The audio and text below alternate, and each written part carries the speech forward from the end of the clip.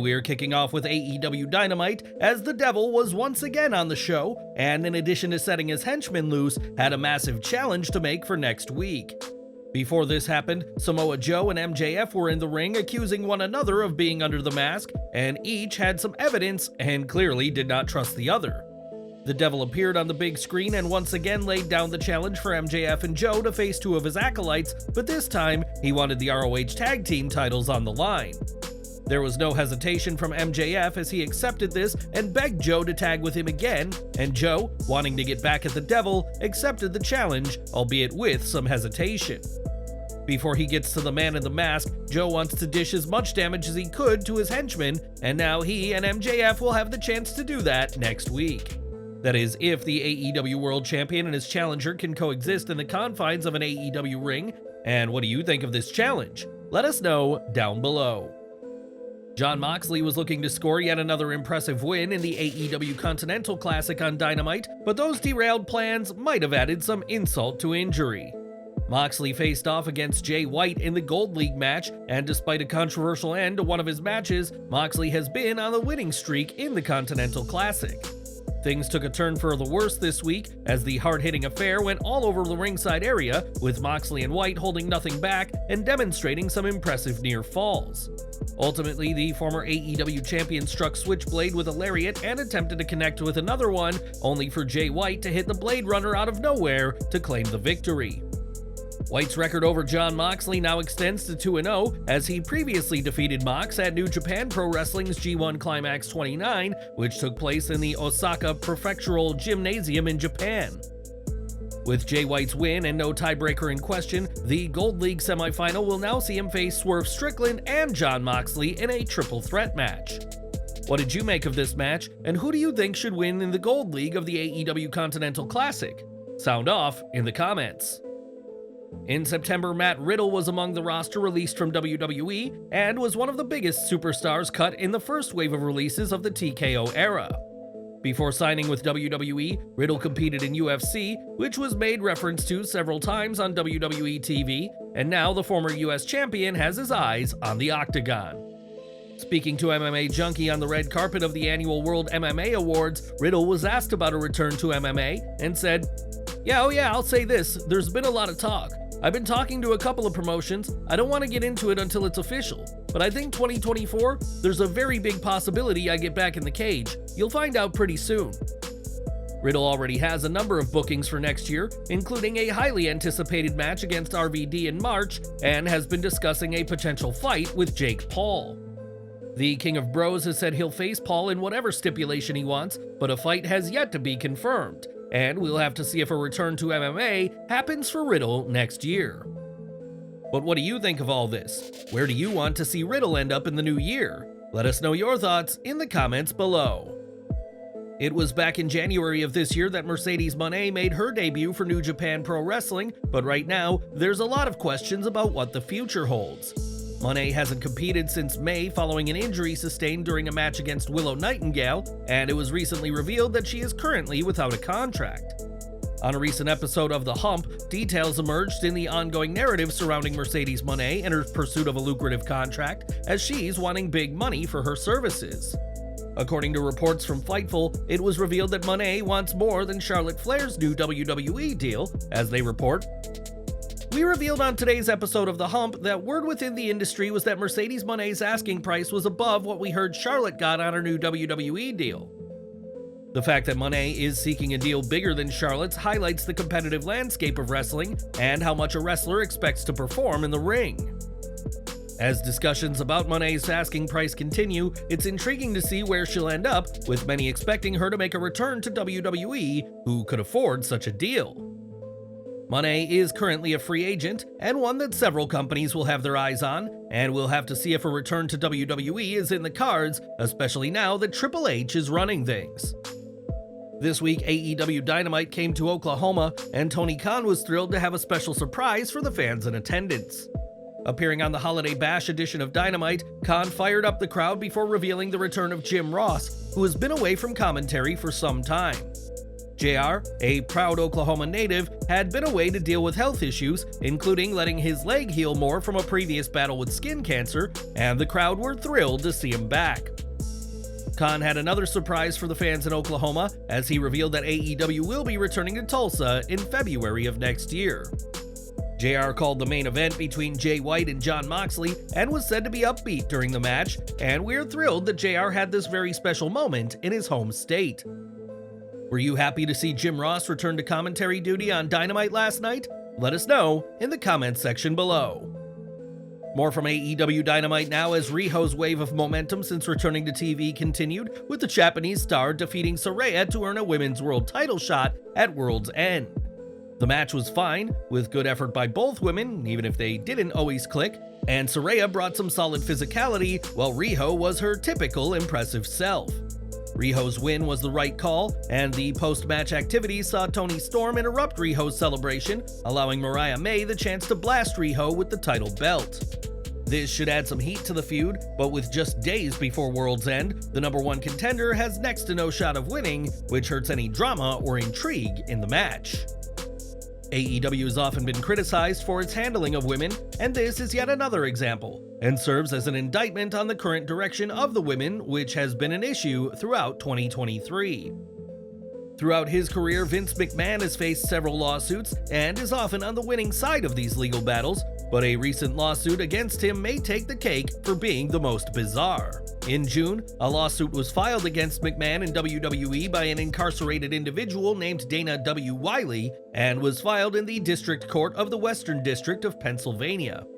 The handwritten lawsuit alleges that McMahon violated an agreement with Wiley to employ him at WWE with a monthly salary of $70,000, which means he would have been earning $840,000 a year. The suit also asserts that WWE and McMahon breached a contract and failed to reimburse Wiley a $5,500, quote, down payment hangout, WhatsApp email contract, and meeting with Alexa Bliss. Wiley claims that McMahon discriminated against him after Wiley's arrest and charges with attempted homicide and aggravated assault against law enforcement in Newcastle, Pennsylvania in October of last year. Wiley alleges that the United States Secret Service and Pennsylvania State Police confiscated his phone and property in a conspiracy to obstruct and destroy evidence related to the alleged planned meetup with Bliss. This lawsuit certainly seems frivolous, and this month, U.S. Magistrate Judge Patricia L. Dodge advised for the suit to be dismissed. Dodge said that the matter is clearly far-fetched and is obviously frivolous, and rejected another notion from Wiley that suggests McMahon conspired to have him arrested for the attempted homicide. If Wiley's name sounds familiar, it's because he previously sued WWE, McMahon, members of DX, and the NWO, and claimed that he'd held the trademarks for the groups since 1995, before either faction was even made. That suit was dismissed, and while this latest one hasn't been dismissed yet, it's expected to happen in due time, as WWE are hoping that this will be the last time they have to deal with him. In 2023, few superstars have become more popular than LA Knight, who went from getting subdued reactions at the start of the year to headlining against Roman Reigns last month in Saudi Arabia. Knight is yet to hold gold on the main roster, but many believe it's coming, and on December 23rd, the megastar will receive the key to the city of Hagerstown, Maryland. The Moco Show revealed on Wednesday that Knight will soon be gifted the key to his hometown, and the public has been invited to the ceremony where Knight will be present.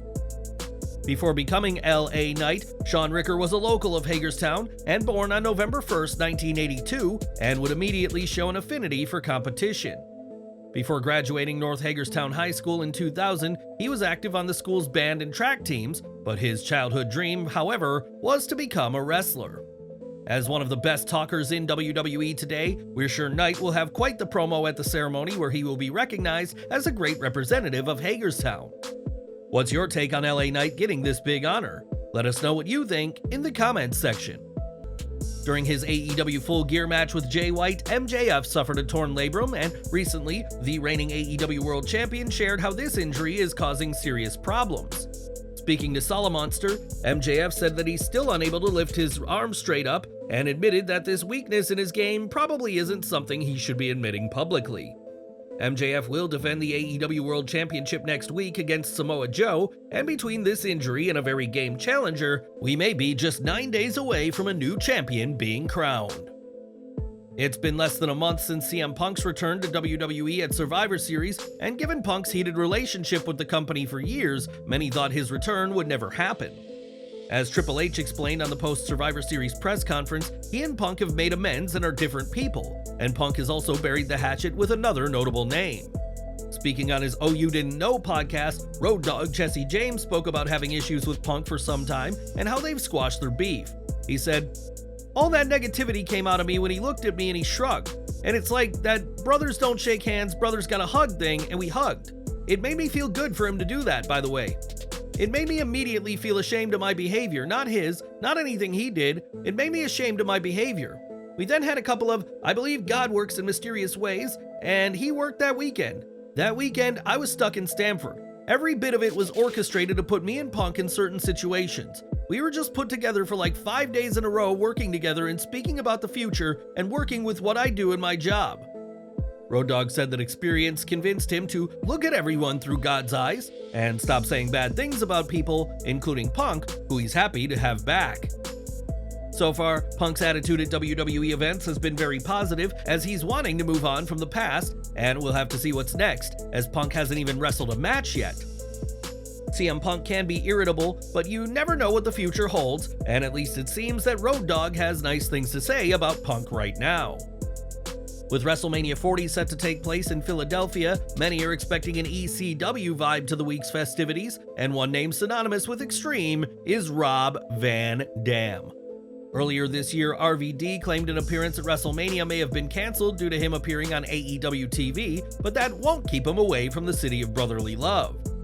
Whether RVD is at Mania or not, he confirmed on Marty Jannetty's podcast that he'll be at WrestleCon, as RVD is coming to Philly no matter what WWE has allegedly done. On this week's Raw, JD McDonough lost a Loser Leaves the Judgment Day Miracle on 34th Street fight to R-Truth after months of trying to earn an official spot with the group. McDonough has been devastated by the loss, and now the Irish Ace is bringing in the legal services of NXT newcomer Luca Crucifino. Crucifino, who has an attorney gimmick, sent a letter to Raw GM Adam Pearce stating that the Crucifino law firm will be representing McDonough as he appeals this situation. Despite the loss, Damian Priest has stated that JD isn't out of the stable, and it remains to be seen what's next for R-Truth, who continues to believe that he is an official member. The pinfall that saw JD's loss was controversial, as Truth's hand was under one of McDonough's shoulders, and we're sure Crucifino will be bringing this up in this interesting appeal of the result. For years, Warner Bros. Discovery have worked to distribute AEW content, but recently it was suggested that WBD could acquire Monday Night Raw when the brand's current deal expires. Clearly, Warner Bros. Discovery is doing big things right now, and now the media giant could be set for a massive merger with Paramount. Axios.com is reporting that Warner Bros. Discovery's CEO David Zaslav and Paramount Global's CEO Bob Bakish engaged in discussions on a potential merger, which took place this past Tuesday. While Paramount doesn't host any wrestling currently, their extensive portfolio contains MTV, which have a history with wrestling and hosted Wrestling Society X in the past. It's unclear exactly how this could change any ongoing television rights talks WBD has with any company, but if said merger goes through, it could lead to a change in how WBD spends its money. WBD and Paramount are both billion-dollar companies who could easily afford Raw if they decide it's right, and we'll have to keep a close eye on this potential merger and what it means for wrestling. A few weeks back, Tammy Sytch was convicted of the DUI manslaughter she caused last year, bringing an end to this sad story, and now the former Sunny has begun her sentence. PW Insider reports that Sytch was moved from Volusia County Corrections to a prison facility in Ocala, Florida on December 20th, where she'll begin to serve her 17-year sentence. Sytch has had many legal troubles, but the death of Julian Lasseter was the one that finally put her away, as she will have time to reflect on what her life will be like after her time behind bars. As we mentioned, Riddle was among a crop of superstars cut in September, with Dolph Ziggler, Mustafa Ali, Shelton Benjamin, Emma, Madcap Moss, and Top Dollar being among those cut. As is tradition, WWE implemented a 90-day non-compete clause which has kept these superstars away from any other promotion, but that clause has now expired. As of December 21st, the following performers are officially free agents and can explore opportunities in any promotion. The list includes Mustafa Ali, Aaliyah, Shelton Benjamin, Rick Boogs, Dana Brooke, Dabba-Kato, Elias, Quincy Elliott, Yulisa Leon, Mace, Mansoor, Riddick Moss, Matt Riddle, Shanky, Top Dollar, and Dolph Ziggler. If you noticed some superstars who were released already competing elsewhere, that will be because they were released from NXT contracts, which only have a 30-day non-compete clause. We'll have to see if Tony Khan scoops up any of those names for AEW. Dolph Ziggler and Mustafa Ali seem almost guaranteed to become All Elite eventually. As for the likes of Matt Riddle, Elias, Top Dollar, and the rest, they could soon find themselves working for another company, as the wrestling landscape may be about to change dramatically. In a heartwarming Dynamite segment, Chris Jericho sent well wishes to Golden Jet's tag team partner Kenny Omega, who will miss an undisclosed amount of time following a bout with diverticulitis. After that, we had the Continental Classic Gold League match between Mark Briscoe and Jay Lethal, and despite the talents of both men, it was hard to care about this encounter. Excalibur did his best to put the individual stories of both men over, but it's hard to care about a match when fans are being reminded that both men are mathematically disqualified. Not only that, but going into this match, both men had not won any matches in the tournament, and another damning indictment, and things only got worse from there. The idea that Briscoe didn't harp on the importance of the tournament because he still considers this his rookie year as a singles competitor is about as bad an explanation as there is.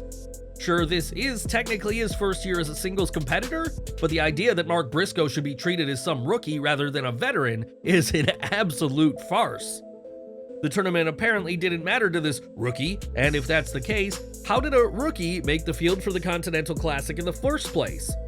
In the end, this young rookie, only 23 years in the business, defeated Lethal to earn 3 meaningless points in the tournament that supposedly doesn't matter.